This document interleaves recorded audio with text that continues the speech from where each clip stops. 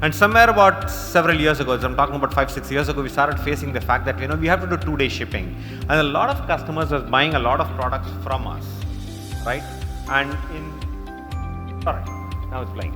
All right, so what's happening is customers started buying, and you have to ship a lot. And most of our warehouses globally are about 13, 15, 16 football fields in size.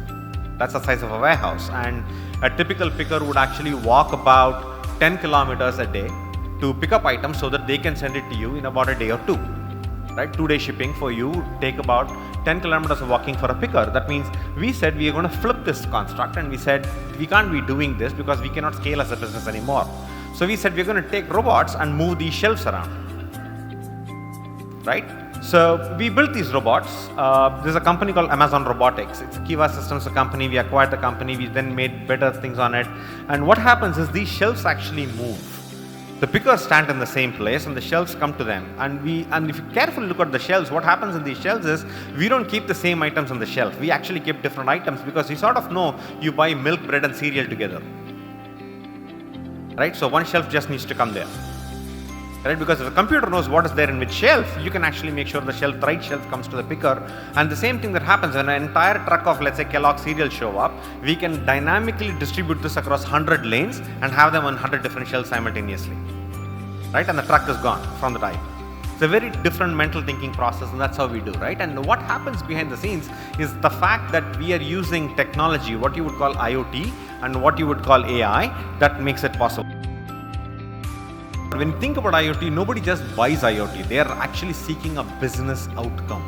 And what kind of outcome do you get? You get either revenue growth or operational efficiency. In the case of our warehouse, it was both operational efficiency and, more importantly, when customers benefit, you get a revenue increase.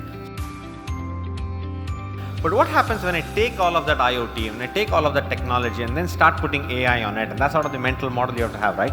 Deep learning, machine learning, AI is basically taking the statistical math, the neural math that's available, applying it to real world things makes it possible. Right? Let's think about and step back about digital technologies. If you've gone to an e-commerce site, what can you see?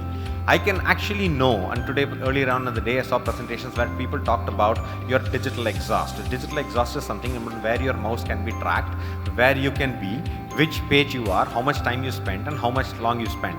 But is this possible in the real world? Can I figure out that you stood in this aisle for 35 seconds, that you actually picked up this product, read the ingredients and kept it back, that you went to the dressing room, wore an apparel and came back? Right? What all did you try in a retail store? How many items did you look at? How much time did you dwell in each section of the aisle? Remember, we can do all of that today.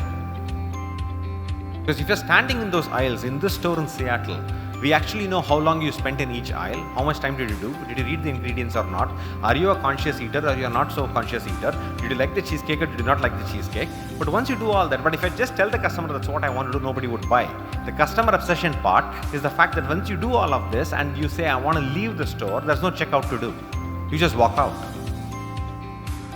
Right? And the bill is automatic on your mobile phone. It's just walkout technology.